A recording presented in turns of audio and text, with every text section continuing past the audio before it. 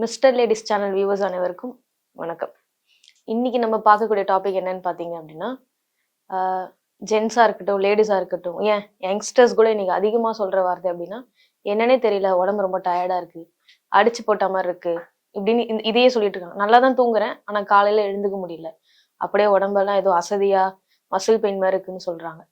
So இதுக்கு நம்ம என்ன முத்ரா பண்ணணும் தான் இன்னைக்கு பார்க்க போகிறோம். ஸோ இதுக்கான முத்ரா என்னன்னா மண் முத்ரா. இது மண் முத்ரா அப்படின்னு சொன்ன உடனே நான் மண்ணை பத்தி தான் முதல்ல சொல்லணும்னு நினைக்கிறேன். அதோட தெளிவு எல்லாருக்குமே இருக்கணும். ஸோ மண், இன்னைக்கு நாம ஏர்த்துன்னு சொல்றோம், பூமின்னு சொல்றோம், உலகம் எது சொன்னாலும் அது மண்ணு தான். மண் இல்லாம எதுவுமே இல்லை. மண்ணால தான் நம்ம வரவும் செய்யறோம், கடைசியா நம்ம மண்ணுக்கிட்ட தான் போவோம். இதுதான் உண்மை. இன்னைக்கு நீங்க எந்த ஓரறிவு உயிரா இருக்கட்டும், ஈரறிவு உயிரா இருக்கட்டும், ஆறறிவு உயிர் வரைக்கும் மண்ணு மூலயமா தான் வரும், கடைசியா மண்ணுக்கு தான் போக போறோம். மண்ணை பொறுத்த வரைக்கும் உயிர் கொடுக்கவும் தெரியும், உயிரை எடுக்கவும் தெரியும் மண்ணுக்கு. அப்போ மண்ணு ரொம்ப இம்பார்ட்டண்டான ஒரு பூதம். மண்ணு கரெக்டா இருந்தா மற்ற எல்லாமே உங்களுக்கு கரெக்டா இருக்கும். அடிப்படையா மண்ணை சரி பண்றது தான் ரொம்ப முக்கியமானது. இன்னைக்கு நம்ம சொல்றோம் இல்லையா, மண் வந்துட்டு மண்ணுக்கு ஒரு ஸ்பெஷல் பவர் இருக்கு. அதுகிட்ட நீங்க எதை கொடுத்தாலும் அது வேஸ்ட் பண்ணாது. அது எப்படி அது வேஸ்ட் பண்ணாது அப்படின்னா, நம்ம காய்கறியோ ஏதோ ஒன்று விளை வைக்கிறோம்னு வச்சுக்கோங்க, ஒரு விதையை போடுறோம், அதுல இருந்து மண்ணில் போடுவோம், அதை அறுவடை பண்ணி எடுத்து நம்ம சாப்பிடுவோம். அது வேஸ்டா போயிடுச்சு, அழுகி போச்சோ கெட்டு போச்சோ இல்லை கெட்டு போன உணவோ ஏதோ ஒன்று, அதை கொண்டு போய் நீங்க எங்க போடுவீங்க? குப்பையில போடுறோம்னு வச்சுக்கோங்க, அதுவுமே லேண்டு தான், மண்ணு தான். அது அப்படியே நாளடைவில் அடிச்சு அடிச்சு அடிச்சு அதை அரிச்சு கொண்டு வந்து தன்னோட உரமா மாத்திக்குமே தவிர, மண் என்னைக்குமே வந்துட்டு இந்த பொருளை வேஸ்ட் பண்ணிடுச்சு அப்படின்னு சொல்லவே மாட்டாங்க. மண்ணுக்கு அதை அழிச்சு இன்னொரு அடுத்த இதுக்கு யூஸ் பண்ணிக்க மட்டும்தான் அதுக்கு தெரியும். ஸோ நம்ம சொல்லுவோம்ல, நீங்க என்ன கொண்டு வந்தியோ அதை திரும்ப கொடுத்துட்டு போகணும்னு. ஸோ மண்ணு மூலயமா நீ எதை கொண்டு வந்தியோ அது திரும்ப அவங்க கொடுத்துட்டு போகணும். இப்போ மண்ணுன்னு சொல்றோமே, அது என்னது அப்படின்னா இந்த உடல் தான். இவ்வளோ பெரிய உடல் இருக்கு, திசை இருக்கு. இந்த திசை எதுக்கு? திசை இல்லாம இருக்கலாமே, ஸ்கின் இல்லாம இருக்கலாம்ல. ஏன் அப்படின்னா உள்ளுக்குள்ள இருக்கு இல்லையா, அது எலும்பா இருக்கட்டும், நரம்பா இருக்கட்டும், ஆர்கனா இருக்கட்டும், இது எல்லாத்தையும் பாதுகாக்கக்கூடியது மண். அப்போ உடம்புல அதிகபட்சமா எது இருக்கு? மண்ணு தான் இருக்கு.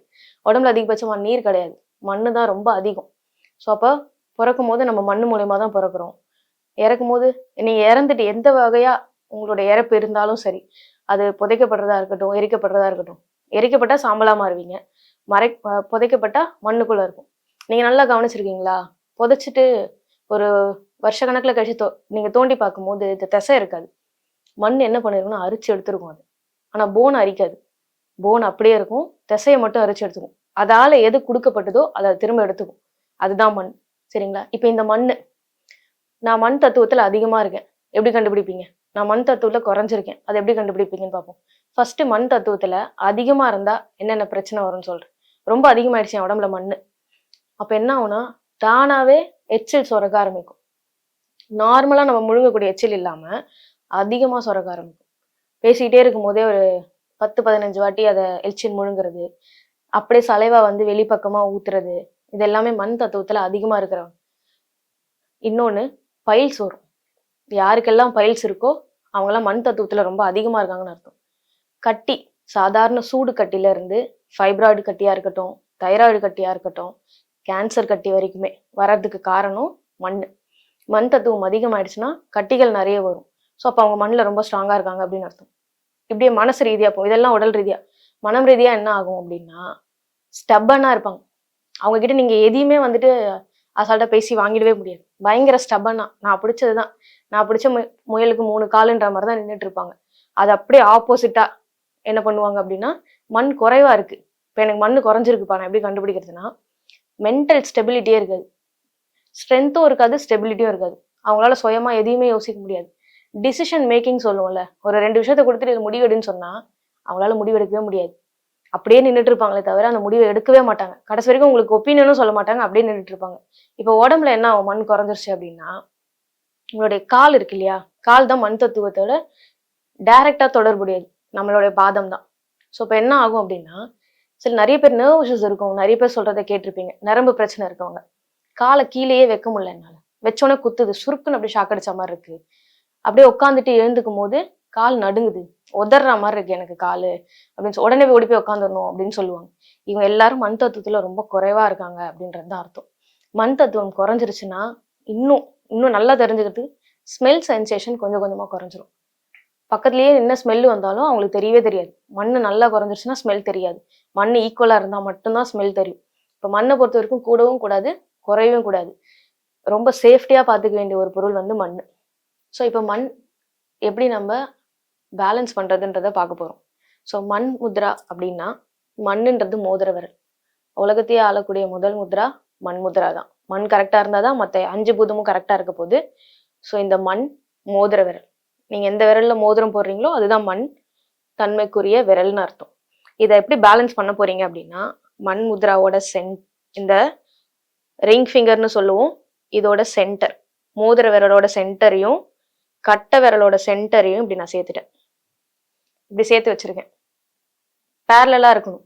நான் முன்னாடியே சொன்ன மாதிரி இது பேரலா இருக்கணும். இது இப்படி இருக்கு, இது இப்படி இருக்கு, நான் இதை மேலே வச்சுட்டேன், இதை கீழே வச்சுட்டேன், இல்லை இப்படி கூம்பா வச்சிருக்கேன், இது எதையுமே பண்ணாதீங்க. இப்படி கூம்பா வச்சிங்கன்னா அது வேலையே செய்யாது, நீங்கள் பண்ணுறதும் வேஸ்ட்டு தான். ஸோ இதை இப்படி பேரலா வச்சிருக்கீங்க. மண் தத்துவம் குறைஞ்சிருக்கு அப்படின்னா அவங்களுக்கு இந்த பொசிஷனே நிற்காது. சரிங்களா? 2 கையிலையும் ஒரே மாதிரி தான் பண்ண போறீங்க. இந்த பொசிஷன் பேரலா இருக்கணும்.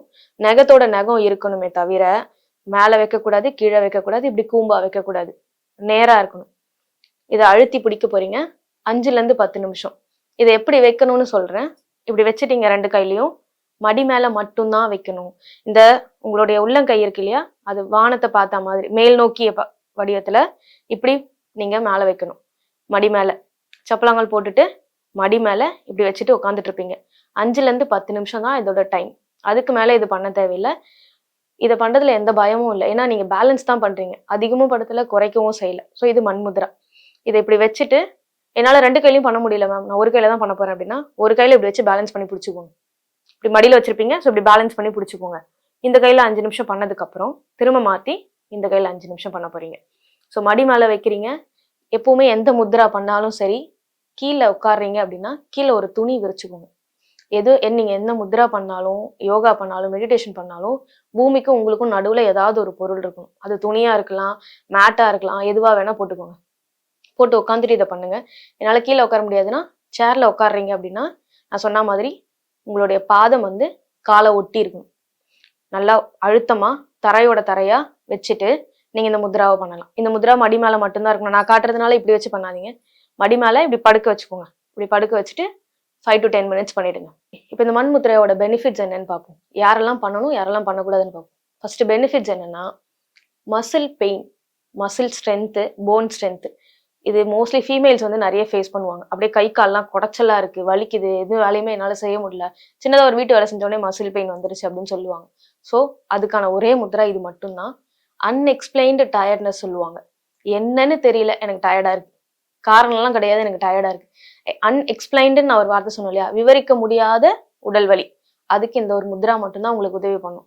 இன்னொன்று, உங்களுடைய பிசிஓடி ப்ராப்ளம் இருக்கு, எனக்கு ப்ரெக்னென்சியில் ப்ராப்ளம் இருக்கு, ஹீமோகுளோபின் கம்மியா இருக்கு, குறைஞ்சிக்கிட்டே போகுது, அது ஏறவே மாட்டேங்குது அப்படின்னாலும் இந்த முத்ரா தான் நீங்க பண்ணணும். இந்த முத்ரா யாரு பண்ணக்கூடாதுன்றதையும் நான் இப்போ சொல்றேன். டீனேஜர்ஸ் இருப்பீங்க இல்லையா, அதாவது ஃபீமேலா இருந்தா ஏஜ் அட்டன் பண்ணாதவங்க, 13 வயசுக்கு கீழே இருக்கவங்க யாரும் இந்த முத்ராவை பண்ண வேண்டாம். ஸ்கூல் போறோம் பேரண்ட்ஸ் இருந்தீங்கன்னா, ஸ்கூல் பசங்களுக்கு நான் இதை சொல்லிக் கொடுக்குறேன், மசில் ஸ்ட்ரென்த் வருமே, இந்த வயசுலேயே மசில் நல்லா போன் ஸ்ட்ரென்த்தும் மசில் ஸ்ட்ரென்த்தும் வருமேன்னு தயவு செஞ்சு இதை பண்ணாதீங்க.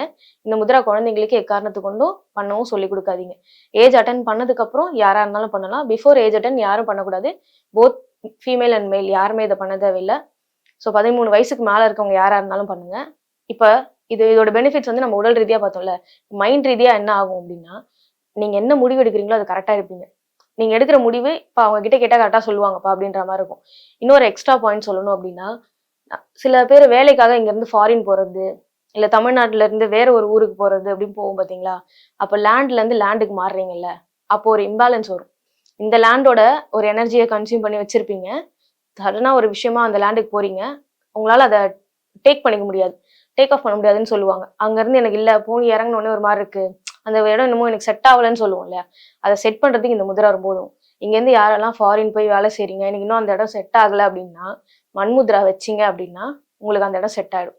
வீடு வாங்கணும் என்ன பண்ணலாம் அப்படின்னா, ஏன்னா அதுவுமே வீடுமே என்னன்னா ஒரு இடத்துல இருந்து இன்னொரு இடத்துக்கு நீங்கள் தாவ போறீங்க, அந்த இடத்த வந்துட்டு பேலன்ஸ் பண்ணணும் அப்படின்னா மண்முத்ரா ரொம்ப உதவி பண்ணும்.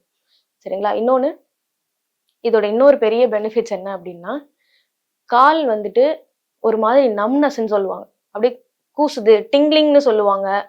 கூசிட்டு ஏதோ ஒண்ணு மேல ஏறி ஓடிக்கிட்டே இருக்கு. அப்படியே கால்ல மட்டும் ஏதோ ஒண்ணு ஓடுது. எனக்கு அந்த ஃபீல் சொல்ல தெரியல. எலக்ட்ரிக்கல் ஃபீல் மாரி இருக்கு. கரண்ட் ஷாக் அடிச்ச மாரி இருக்கு அப்படின்னு சொல்லுவாங்க. இது என்ன சொல்லுவாங்கன்னா, மெக்னீசியம் குறைபாடு அப்படின்னு சொல்லுவாங்க. அப்படி மெக்னீசியம் சப்ளிமெண்ட் எடுத்தும் இது சரியாகல அப்படின்னா, நீங்க மண்முத்ரா பண்ணீங்கன்னா இது சரியாயிடும். இன்னைக்கு நம்ம எடுக்கிறோம் இல்லையா சப்ளிமெண்ட்ஸ், கால்சியமா இருக்கட்டும், அயனா இருக்கட்டும், மெக்னீசியமா இருக்கட்டும், இது எதுவுமே தேவைப்படாது. வெறும் மண்முத்ரா பண்ணீங்க அப்படின்னா. இதை யார் பண்ணக்கூடாதுன்னு சொல்லிடுறேன். முக்கியமா இதை மட்டும் நோட் பண்ணிக்கோங்க, யார் பண்ணக்கூடாது. ஆல்ரெடி எனக்கு பைல்ஸ் இருக்கு, நான் மண்முத்ரா பண்ணலாமான்னா பண்ணக்கூடாது. சிபி சைல்டுன்னு சொல்லுவாங்க, அவங்க பண்ணக்கூடாது. ஹிரண்யா குடல் இறக்கம் இருக்கவங்க மண்முத்ரா பண்ணக்கூடாது. இவங்க எல்லாம் ஹீல் பெயின்னு சொல்லுவாங்க. குதிகால் வலி எனக்கு பயங்கரமா இருக்கு, ஒரு 1 hour நின்னாலே எனக்கு ஹீல் பெயின் வந்துருது அப்படின்னா அவங்க மண்முத்ரா பண்ணக்கூடாது. இன்னொன்னு, ஹார்ட்ல பெயின் இருக்கு, ஹார்ட்ல பிளாக் இருக்கு, அப்பப்போ சுருக்கு சுருக்குன்னு வலி வந்துட்டு போவோம் அப்படின்னா அவங்க மண்முத்ரா பண்ணக்கூடாது. ஸோ இவங்கெல்லாம் மண்முத்ரா பண்ணக்கூடாது. நல்லா நோட் பண்ணிக்கோங்க. இவங்க யாரும் சும்மா கூட வச்சு பார்க்குறேன்றத பண்ணாதீங்க, வச்சு பார்க்காதீங்க. திரும்பவும் சொல்றேன், சும்மா வச்சு பார்க்குறேன்றத கூட பண்ணாதீங்க. ஸோ நம்ம முன்னாடியே சொன்ன மாதிரி ஒரு டயர்ட்னஸ் சொன்னோம் இல்லையா, ஃபீமேல்ஸ் எல்லாருமே வந்துட்டு அடிக்கடி சொல்லக்கூடிய வார்த்தை, நான் ரொம்ப டயர்டா ஆகுறேன், எனக்கு எனர்ஜியே இல்லாத மாதிரி இருக்கு அப்படின்னு சொல்றது தான். அப்போ இந்த மண்முத்ரா பண்ணீங்க அப்படின்னா உங்களுக்கு அந்த எனர்ஜி வர்றதை நீங்களே ஃபீல் பண்ண ஆரம்பிப்பீங்க. இப்போ எனக்கு காலையில எழுந்துக்க முடியல, டயர்டா இருக்குன்னு சொல்றீங்க. நீங்க எழுந்து ஒரு 5 நிமிடம் 10 நிமிஷம் மண்முத்ரா வச்சுட்டு நீங்க என்ன வேலை வேணா செய்யுங்களேன். அந்த எனர்ஜியும் டயர்ட்னஸும் இதுக்கு உங்களுக்கு அந்த டயர்ட்னஸ் எங்க போச்சுன்னே தெரியாது. அவ்வளோ எனர்ஜியா இருப்பீங்க. ஸோ எனர்ஜிக்கு ரொம்ப முக்கியமான முத்ரா இந்த மண்முத்ரா. ஸோ இவ்வளோ பெனிஃபிட்ஸ் இருக்கக்கூடிய மண்முத்ராவை பண்ணி எல்லாருமே பலன் பெற்று சந்தோஷமா இருக்கணும்னு பிரபஞ்சத்தை வேண்டி விடைபெறுகிறேன். நன்றி, வணக்கம்.